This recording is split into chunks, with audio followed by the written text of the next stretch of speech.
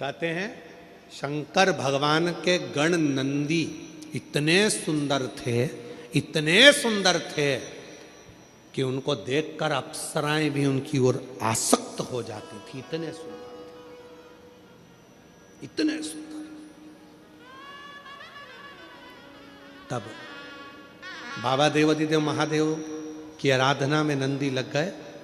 शिवजी ने कहा वर मांगो तुमको क्या चाहिए, तो कहा कि मेरा मुख बदल दो, मुझे ये मनुष्य का चेहरा नहीं चाहिए। क्यों? अगर ये चेहरा रहेगा तो लोग मेरी ओर आसक्त होंगे और मैं आपकी भक्ति नहीं छोड़ना चाहता, इसलिए मुझे ये चेहरा हटाकर आप नंदी का चेहरा लगा दीजिए और मुझे आपका शिष्य बना दीजिए। दूसरे नंबर पर है माता पार्वती जी की सहेली गजमुखी। इतनी सुंदर सुंदर जो आज के ज़माने में दिन भर इंस्टाग्राम पर और फेसबुक पर और ना जाना कौन कौन से वो सोशल मीडिया पे आप जितनी भी सुंदर सुंदर कहते हो ना, कितनी सुंदर, ये सब जितनी दुनिया की सुंदरता है पार्वती जी के साथ रहने वाली एक उनकी सखी गजमुखी के चरणों की धूल के बराबर है। चरणों की धूल के बराबर। इतनी सुंदर थी गजमुखी। एक दिन गजमुखी आई पार्वती जी के पास। गौरा गौरा गौरा गौरा ने कहा क्या बात है, क्या हो गया? एक वर चाहती हूं तुमसे। क्या वर है? बस मैं चाहती हूं कि जब भी मैं तेरे साथ चलूं पूरी दुनिया की दृष्टि केवल तुझ पर रहे, मुझको कोई ना देखे, ऐसा वर चाहिए। पार्वती जी ने कहा इतनी स्त्री की सुंदरता तो उसके चेहरे से ही होती है और तू ऐसा वर मांग रही? नहीं, मुझे बस तू वर दे दे, ऐसा वर दे दे। पार्वती जी ने कहा तुझे जो अच्छा लगे वो प्राप्त कर ले, मुझे हाथी का मुख लगा दे। हाथी का, ठीक है। गजमुखी हो गई पार्वती जी, बहुत सुंदर। अब एक बार गजमुखी ने नंदी से संवाद कर लिया। बहुत सुंदर प्रसंग है, थोड़ा ध्यान देना।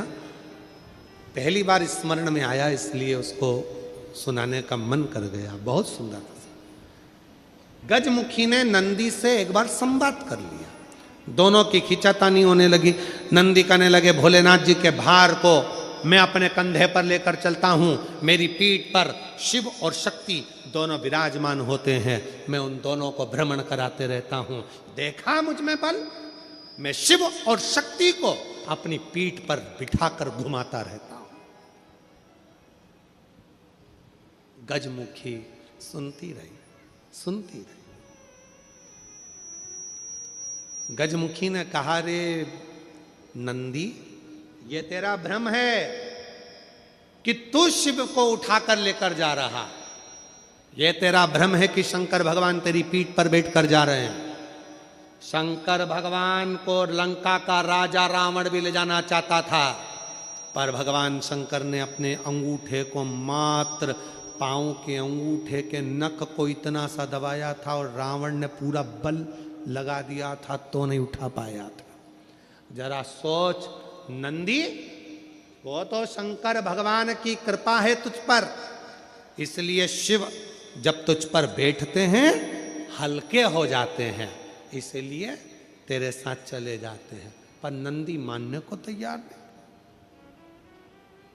जब नंदी नहीं माना तब गजमुखी ने कहा कि नंदी मेरी बात मान ले।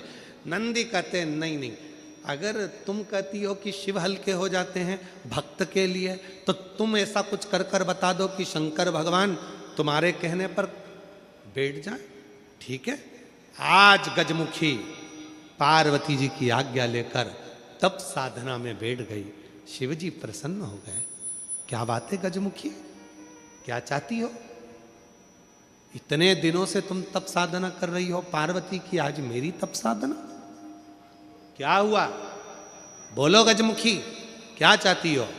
गजमुखी ने एक बेलपत्र का पत्ता दिया और बाबा भोलेनाथ जी से कहा, बाबा मेरा निवेदन है, इस पत्ते को मैं हवा में उड़ाऊंगी, आप उस पत्ते पर क्या बैठ जाओगे? शंकर भगवान बोलने लगे, अकेला बैठूं या पार्वती को भी बैठाऊं? गजमुखी बोली, इतने से पत्ते पर पार्वती भी बैठ जाएगी? शिव जी बोले, पार्वती को बिठाऊं, साथ में गणेश जी को भी बिठाऊं कि रिद्धि सिद्धि को भी बिठाऊं? गजमुखी ने कहा, इतने से पत्ते पर गणेश रिद्धि सिद्धि बैठ जाए। शिव जी बोले कि कार्तिकेय को भी बिठा लूं, कि अशोक सुंदरी को भी बिठा लूं, कि जया विशारा सामरी बारी दौतली देव सबको बिठा लूं? इतना बड़ा परिवार सब बैठ जाएगा? इतने में शिव जी बोले कि भगवान विष्णु और लक्ष्मी को भी बिठा लूं क्या? कहा, विष्णु लक्ष्मी?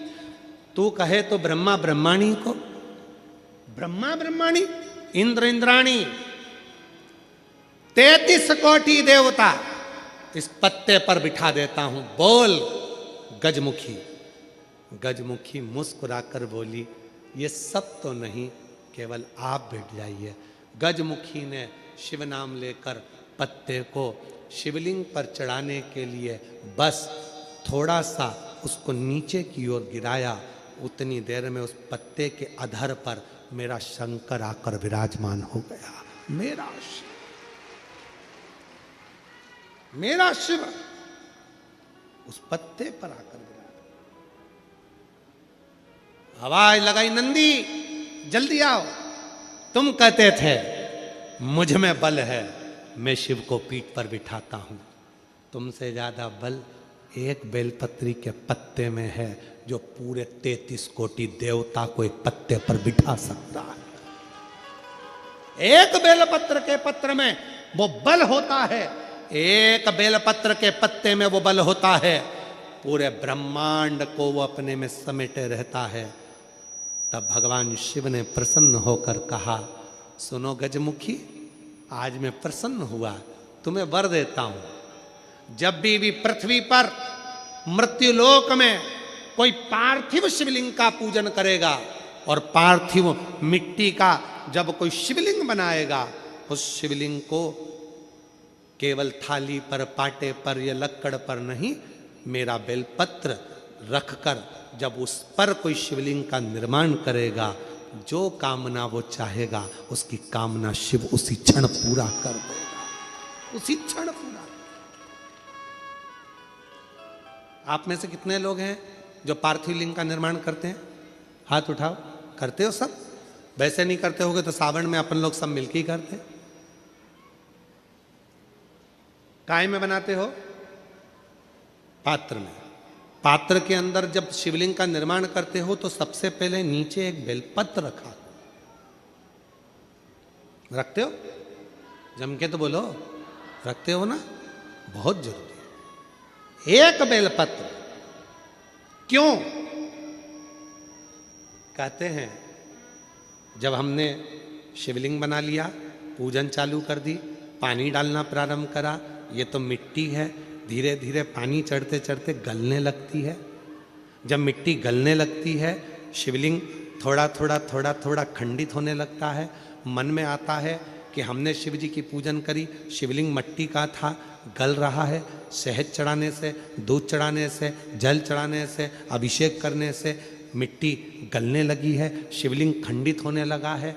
शिव महापुराण की कथा कहती है, पार्थिव लिंग को, मिट्टी के शिवलिंग को जब हम बेलपत्र के ऊपर निर्माण करते हैं, पार्थिव शिवलिंग बनाकर पूजन करते हैं, तो वो मिट्टी का शिवलिंग अगर गल भी जाए, टूट भी जाए, पानी में बह भी जाए, तो याद रखना वो कभी खंडित नहीं माना जाता, वो अखंड ही माना जाता है। जब तक आपकी पूजन चलेगी तब तक वो अखंड ही माना जाएगा, जब तक उसका विसर्जन नहीं होगा। उसकी विसर्जन नहीं होगा तब तक वो अखंड कहलाएगा, अखंड। अब कई लोग कहते हैं गुरुजी वो पानी में हमने रखे वो पानी चढ़ाते ना, वो उसमें छेद हो जाता, वो पूरा गल जाता। गलने दो ना, बेलपत्री पर है ना, बेलपत्र पर है ना, तो क्या चिंता? अखंड है, अखंड। कितना सुंदर कहा है शिव महापुराण के अंदर। गजमुखी का चरित्र यदि पढ़ेंगे तो गजमुखी के चरित्र में वर्णन आता है, यदि मन के आनंद के लिए आपको अगर शिव जी पर बेलपत्र चढ़ाना है तो पहले जल चढ़ाएंगे, जल के बाद हम बेलपत्र चढ़ाते हैं। बोलो चढ़ाते कि नहीं चढ़ाते? पर जब कोई विशेष कोई व्यक्ति बीमार पड़ गया, रोग से ग्रसित हो गया, बहुत बड़ा उसके साथ में दुख आकर खड़ा हो गया, बहुत बड़ी तकलीफ में वो घिर गया, कोई एक्सीडेंट हो गया, कोई तकलीफ में पड़ गया है, बहुत ज्यादा तकलीफ में आ गया, तो क्या करा जाता है? फिर पहले जल नहीं, पहले चढ़ता है बेलपत्र, उसके बाद चढ़ता है जल। क्यों? बाबा वो बीमार पड़ा है, आप इसको जैसे जल को झेलोगे उस बीमार व्यक्ति को झेल लेना, कुछ होने मत देना शंभू, उसको संभाल लेना। ये क्रिया तुरंत बदल जाए, तुरंत। इसका प्रमाण क्या है? एक पत्र में, एक पत्र में इसका प्रमाण देखिए।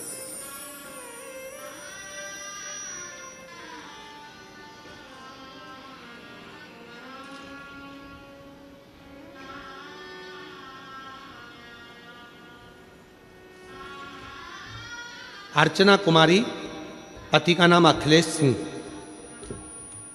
छत्तीसगढ़ पुलिस, पुत्री सुख सुंदरी अयाशी आयाशी, एड्रेस BIL रामपुर बेना, Arwal district, Arwal Bihar. Mobile number ये है। कहीं बैठे हैं? कहीं बैठे हो तो हाथ हिलाइएगा, हाथ हिलाइएगा अगर कहीं बैठे। आप ही हैं क्या? ठीक ठीक ठीक है, हाथ हिला दो एक बार।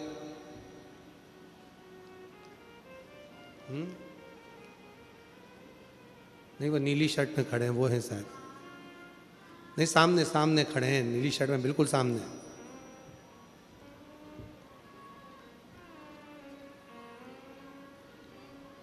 हाँ यही है, हाथ हिलाइए एक बार वापस। ठीक है, दिख गए, आ जाइए।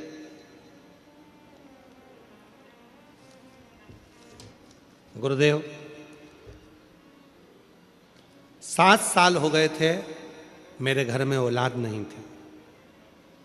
जब संतान नहीं हुई, लोग ताना भी देते थे, अपशब्द भी कहते थे।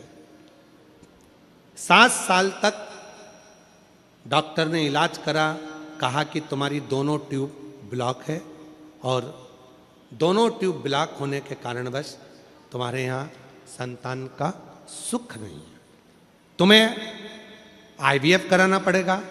IVF भी कराया तो भी, IVF कराने पर भी वो फेल हो गया, संतान नहीं। तब 2021 में मेरी दीदी आपकी कथा पशुपति व्रत के बारे में बताई, लेकिन मैं मजाक कर दी, ऐसी मजाक करी मैंने आपकी गुरुदेव, मैं क्षमा चाहती हूँ। सब उम्र निकल गई और तू कह रही है कि वो सियोर वाला महाराज कथा कहता है, और सुनो, लोग कहते हैं कि उनकी कथा से जो मांगो वो मिलता है। गुरुदेव, आपकी बहुत खिल्ली उड़ाई, बहुत हंसी में आप पर। मेरी दीदी के कहने पर जब मैं आपके ऊपर विश्वास नहीं करी, खूब मैंने खिल्ली उड़ाई। फिर मैंने विचार करा कि मेरी दीदी बोल रही है तो एक बार करने में क्या जाता है। शिव पुराण पर भरोसा करा और भरोसा कर कर जब डॉक्टरों ने कह दिया था कि तुम्हारी दोनों ट्यूब ब्लॉक है, बच्चा नहीं हो सकता, तब पहली बार अपनी दीदी के कहने पर शिव महापुराण की कथा पंडाल में सुनी, बाबा से प्रार्थना करी कि मैं क्षमा चाहती हूँ, मैं आप पर बहुत हंसी हूँ, विश्वास नहीं कर पाई हूँ, मुझे औलाद दे दो ना बाबा। बाबा ने ऐसी कृपा करी, 29/9/2022 को बाबा की कृपा से मेरे घर में संतान की प्राप्ति हुई। मैं बाबा को प्रणाम करती हूँ। गुरुदेव, पर किस्मत किसको कहते हैं कुछ समझ नहीं आता। बाबा, घर में खुशियाँ आई थी, बाबा ने खुशियाँ दी थी 29/9/2022 को, और 13/10/2022 को मेरे पति मंत्रालय नया रायपुर राखी थाने पर ड्यूटी से वहाँ से आ रहे थे और उनका एक्सीडेंट हो गया। एक्सीडेंट हुआ, भयंकर एक्सीडेंट के कारणवश उनका ब्रेन पूरा फट गया, शरीर पूरा बेकार हो गया। उन्हें वेंटिलेटर पर डाल दिया। डॉक्टर ने कहा केवल 1% चांस हैं, मात्र 1% चांस हैं, और कहकर वेंटिलेटर पर डाल दिया। पड़े रहे, इलाज चलता रहा। मैं भी छोटी सी बच्चा कहाँ लेकर जाती। 15 दिन हुए थे बच्चे को। 15-20 दिन तक वेंटिलेटर पर पड़े रहने पर डॉक्टर ने कह दिया इसको कब तक यहाँ रखोगे, ले जाओ, ये काम के नहीं। क्या करें? डॉक्टर से कहा आप मेहनत करो। उसी समय 9 नवंबर को आपकी कथा गुड़ियाड़ी रायपुर में थी। एक्सीडेंट के तुरंत बाद हमने सुना था कि पंडाल की मिट्टी बहुत कामगार होती है। आ गई अपने छोटे से बच्चे को लेकर, 15 दिन का बच्चा लेकर, पति का एक्सीडेंट, और डॉक्टर ने 1% चांस और कोमा में पड़ा हुआ था। पंडाल में पहुंची, कथा हो चुकी थी, वहां की मिट्टी को लेकर हॉस्पिटल गई। वहां पर पति के पास मिट्टी रखकर उसके शरीर पर लगाई। थोड़ी देर बाद कोमा में पड़े हुए पति के शरीर में हलचल उत्पन्न होना प्रारंभ हुई, और जब शरीर में हलचल हुई, 40 दिन के बाद मेरे पति, थोड़ी सी हलचल होती है, और हलचल होने के बाद धीरे धीरे शरीर काम करना प्रारंभ करा। काम करते करते बाबा, डॉक्टर भी कहते हैं कि ये व्यक्ति कोमा में ही पड़ा रहता, पूरी जिंदगी पर उठता नहीं, क्योंकि ब्रेन पूरा बेकार हो चुका था। पहला कैसे हमारी जिंदगी में जो व्यक्ति यहाँ से सही होकर जा रहा है। और गुरुदेव बाबा की कृपा से आज मेरे बाबा ने मेरे पति को भी अच्छा कर दिया, मेरी गोदी भी भर दी, और हमने लिया था मेरा पति अच्छा हो जाए। रायपुर गुड़ियारी, दुर्ग जयंती स्टेडियम, नया रायपुर, रायपुर, येजबहार और नकपुरा, ये 5 जगह पर कथा सुनी। आज बाबा को प्रणाम करने के लिए हम आए हैं, नमन करने के लिए। विश्वास, आ जाओ। शिव भरोसा किसको कहते हैं? जिसका पति अंतिम सांसें गिन रहा हो, डॉक्टर ने कह दिया 1% चांस है, 40 दिन तक कोमा में पड़ा हो, ब्रेन खुला हो, शरीर हाथ में कोई कंपन ना हो, श्वास केवल मशीन से धड़क रहा हो, और बच्चा नहीं, गोद में 15 दिन के बच्चे को लेकर जो बिलख रही हो, उसकी दशा क्या होगी, जरा विचार करो। रोते नहीं हो आप तो, बाबा अच्छा कर दिया। अच्छा, आजा बाबू, आ जाओ।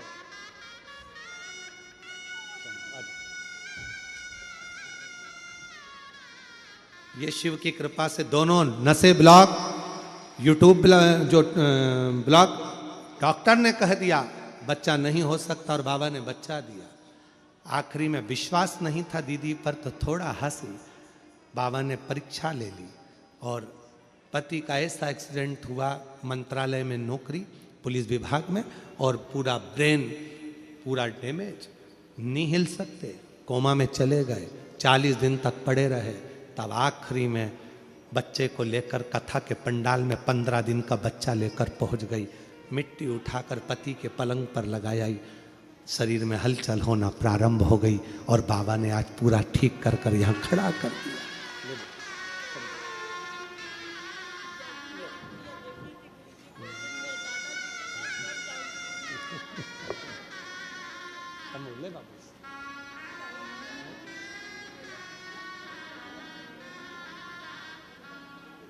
ले बेटा, आ जाओ, प्रणाम। अब ठीक है? ठीक है, हाथ पर काम कर रहा है बढ़िया, ब्रेन निकाल, ठीक है। बाबा ने इतना जिला दिया ना, बस दूसरा जीवन मिल गया, बहुत ही बाबा, ठीक है।